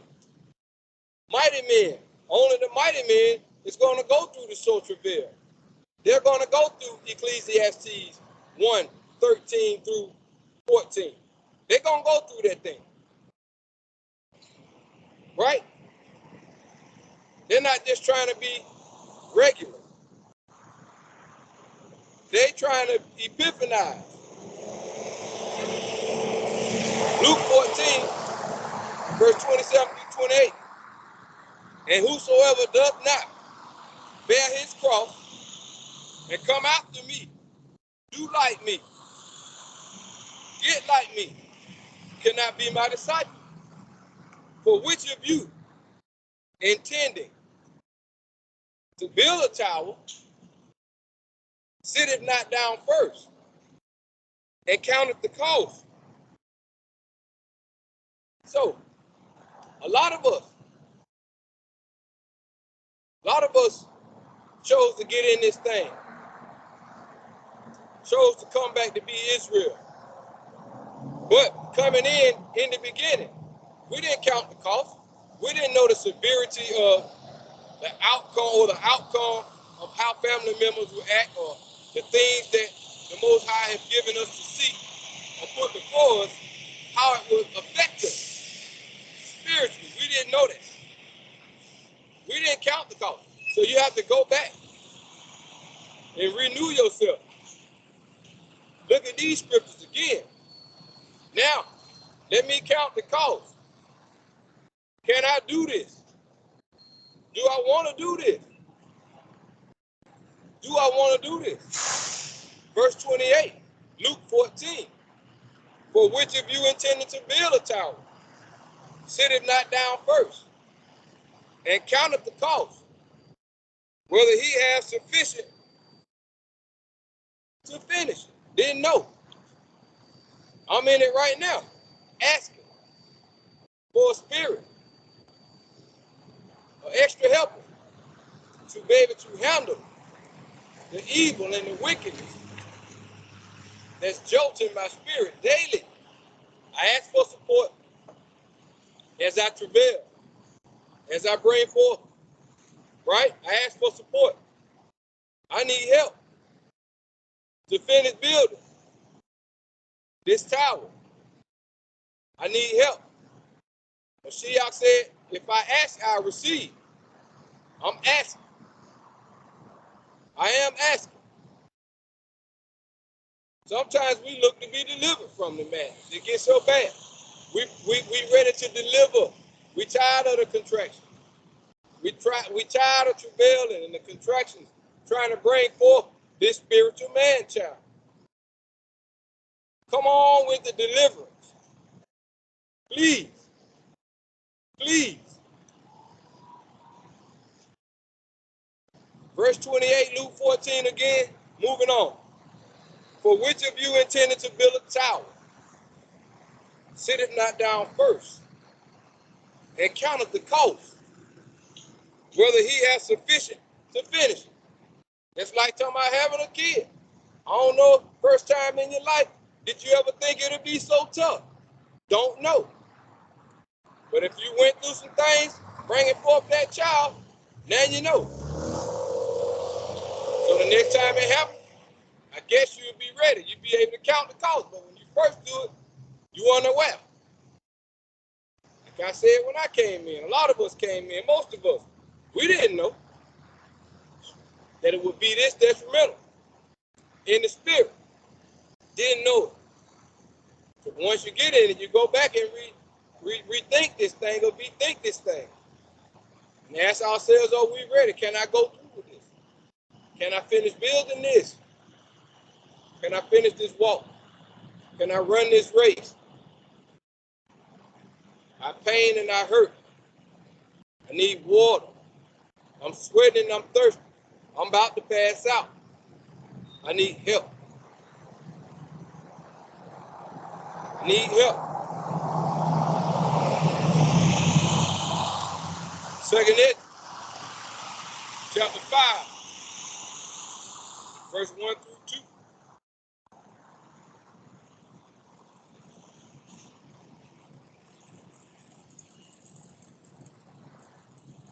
Second Ezra chapter 5, y'all.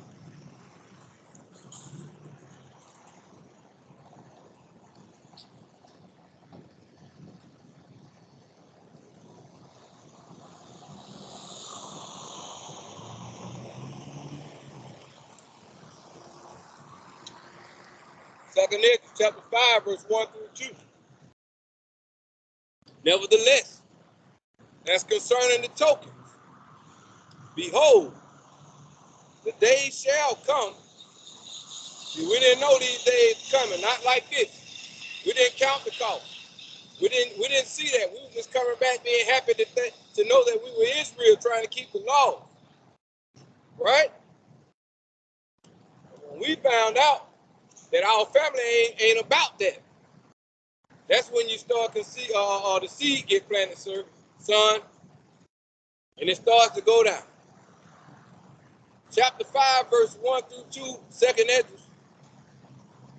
Nevertheless, as concerning the tokens, behold, the days shall come that they which dwell upon the earth shall be taken in a great number.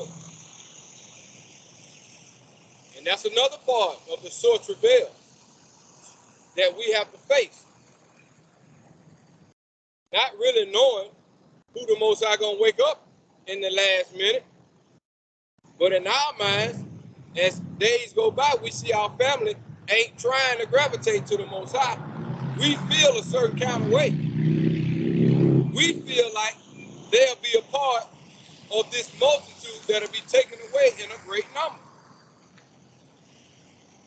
Right? Let me read it again and see why we feel that way. Nevertheless, as concerning the tokens are the prophecies being bestowed upon you. Right? For you to understand when you read these scriptures, those tokens that the Most High bless you to understand become vexation of spirit. It's twofold. Yeah, you be happy that the scriptures are coming to life, but you be sad at the same time because you can see a lot of family members are just straight up rebellious. Straight up rebellious. Some ain't gravitating, some just straight out rebellious. Verse 5, chapter 5, verse 1 through 2, second Ezra. Nevertheless, as concerning the tokens, behold, the days shall come that they which dwell upon the earth shall be taken in a great number. All this evil out here, evident. And the way of truth shall be hidden. Famine. Famine of the word. The way of truth shall be hidden. Famine of the word. All right? And the land shall be barren of faith. So all I'm saying is, all this I have to go through every day to look at this agenda they pushing. I'm surrounded by. That's just today. And tomorrow, but tomorrow, how great a soreness is going to be for me if the Most High continue to wake me up. How can I bear this thing? How can I bear this without being upset? I just can't see it. I can't. The Most High know better than me, but I can't see it. You know, it really makes you want to get physical about this thing and start exterminating.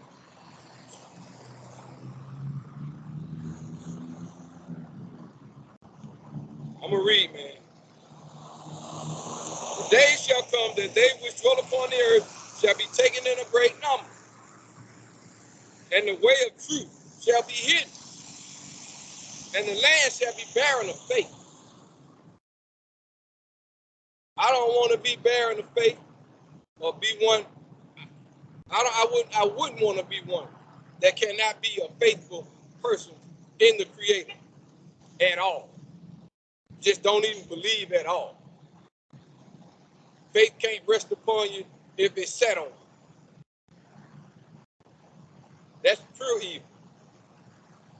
Verse 2, but iniquity shall be increased above all that, iniquity shall be increased above that which now thou seest. Talking to me too. For that thou hast heard long ago, even from Genesis, even from Isaiah, 46 and 10 it is. That may be mistaken. But he says he declares the end from the beginning. All the evil and all the wickedness that was going on from the beginning. The Most High say he requires the things of the past. So judgment can come upon the creation, upon the disobedient. It's his will.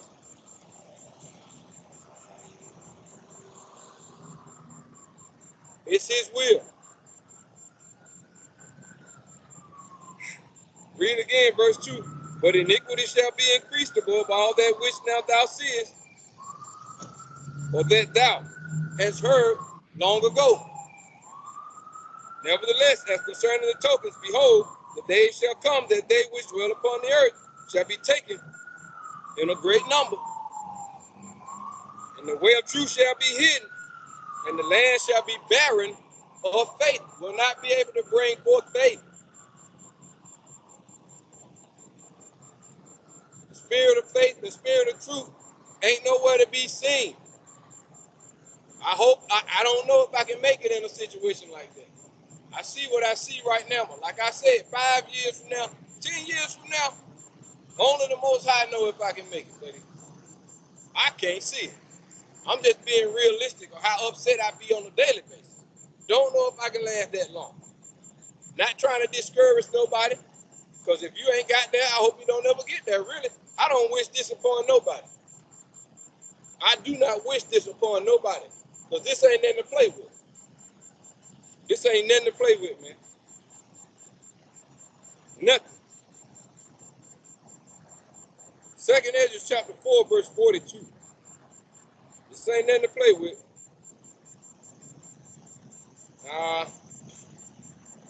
2nd Ezra chapter 4, verse 42.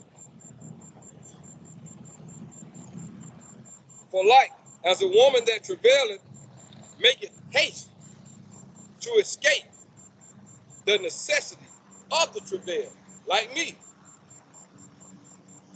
I be wanting out. I want out.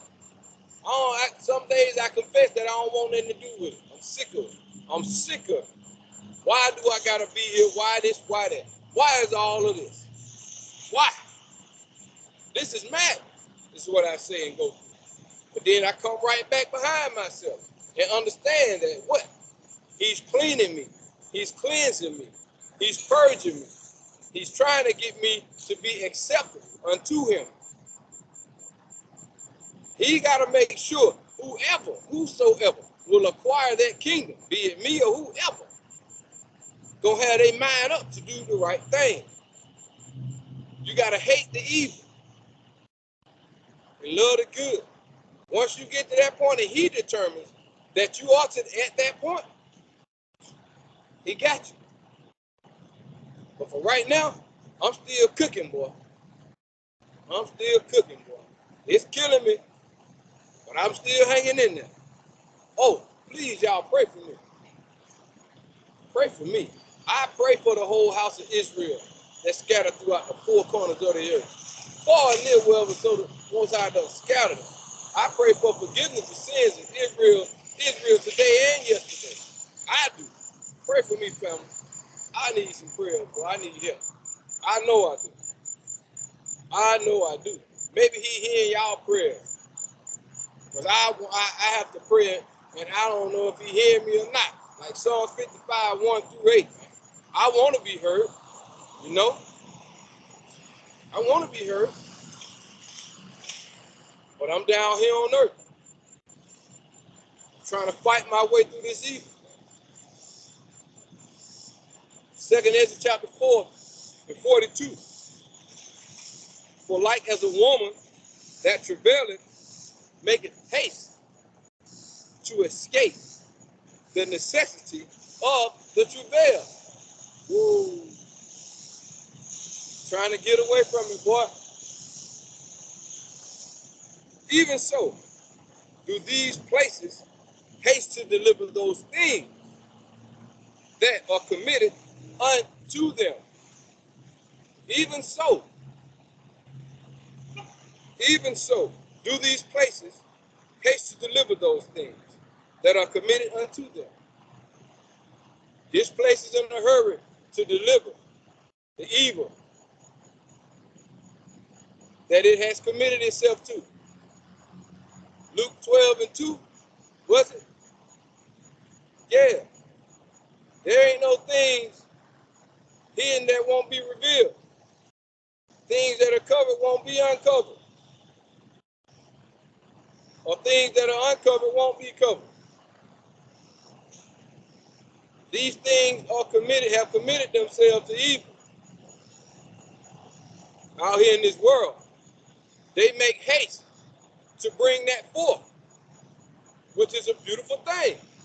That's a part of scriptures and a part of prophecy. Right? The Most High said, unless he cut the time short, man, for the elect's sake, won't nobody be saved. Because the elect gonna be going through tribulation, travailing, like a woman. He knew it. I didn't know what he was talking about when I came here. I just read it. I understood it, the natural and physical fact of a woman going through it. But when you got to go through it, it's a whole nother story. 2nd Ezra 4:42 for the title of the message. Contractions, travailing. For like as a woman that travaileth maketh haste to escape the necessity of the travail. That's my cry. That's my deal. Every now and then. I want to escape by what? Not even being here at all. That's what I said. Like I said, but I have to come right back around. Come right back around. As long as he's waking me up, I got to keep fighting it. No matter what I say, I got to keep fighting it. But this travail is killing me. It's killing me. I don't want to do nothing I'm supposed to do. But like as a woman that travaileth maketh haste to escape the necessity of the travail, even so do these places haste to deliver those things that are committed unto them. Yeah. These places make haste to deliver the things that are committed unto them. Right? These wicked kings of these kingdoms, all the commitments to the lands, all the secret societies that push forth their laws and their customs. What we see out here, what I constantly keep talking about, they making haste to bring them forth. But hallelujah, all praise to the Most High, because he said he's going to bring down fire. He got to tighten this up. I gotta stand firm until all of this happens if he allow me to be here to see it. Gotta stand firm. I need help.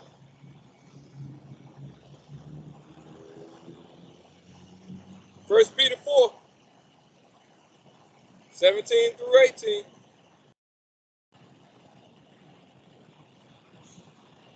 First Peter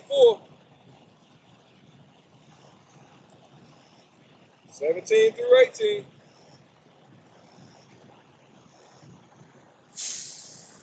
First Peter chapter 4:17-18.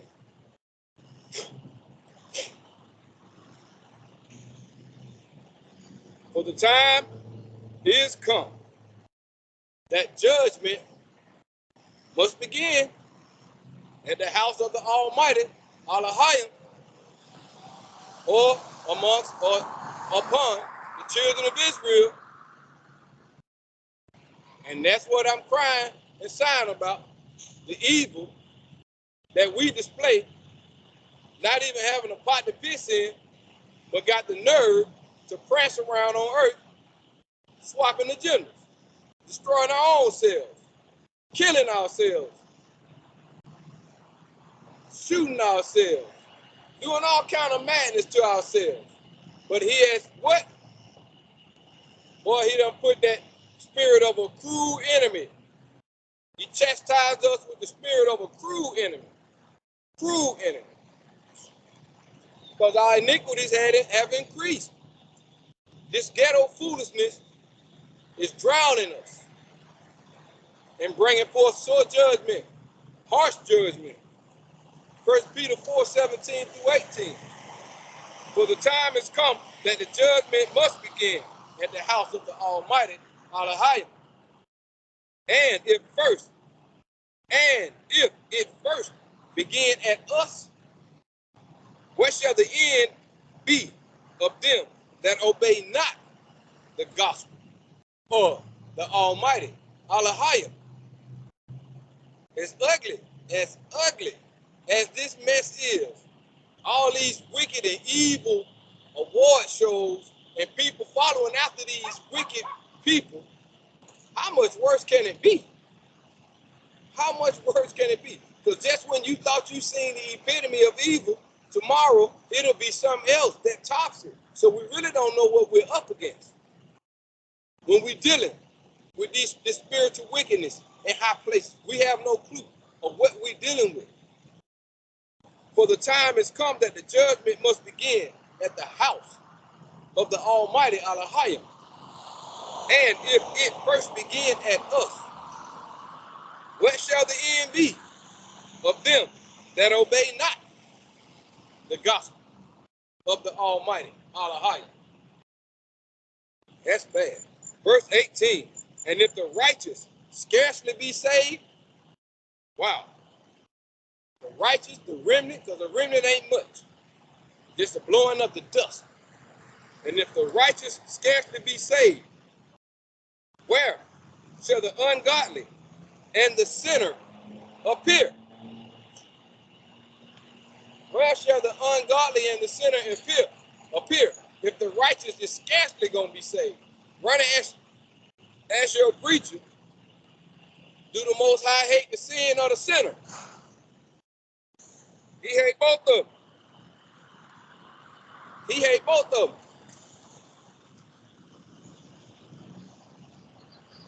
He hate both of them. But the church told y'all different. That the Most High just hate the sin. He don't hate the sinner.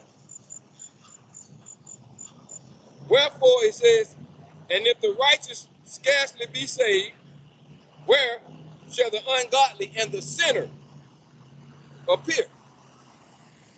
If the righteous, those who keeping the law, those who performing Sirach 4:28,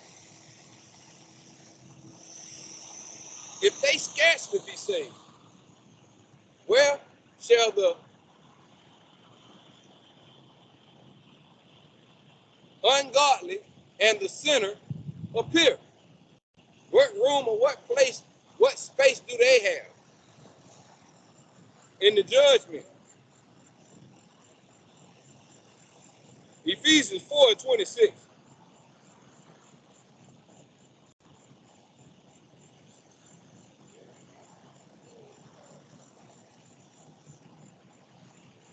You know, most people out here got their own God in their own head, so they'll make up their own decision about whether they going, well, or where they going. They'll make up their own decision. They're their own God. I guess they created everybody, and they'll say, well, my son going here, and I'm going there. My grandmama is here, and all that old good stuff. Lie to themselves. Ephesians 4:26. Be ye angry, he told me, and sin not. Let not the sun go down upon your wrath. So I'm going to go to verse 27. Neither give place to the devil, because that's what he's saying. Be ye angry and sin not. Don't let the sun go down on your wrath, because the longer you stay pissed off, it's easier for Satan to deal with you then.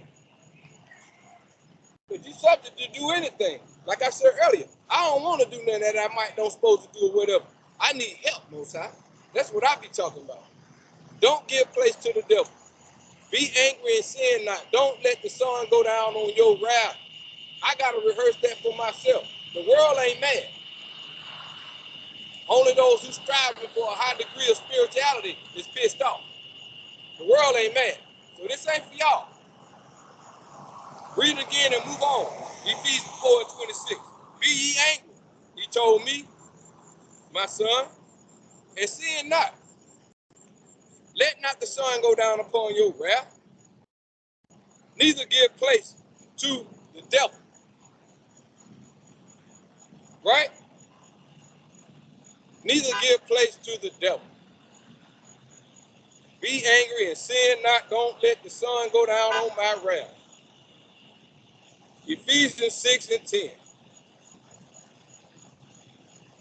Dress rehearsal. Starting with me.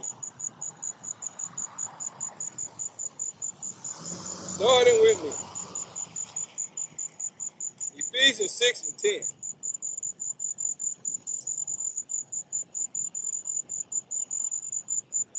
Book of Ephesians chapter 6 and 10. Finally, my brethren, be strong in the Most High and in the power of his might.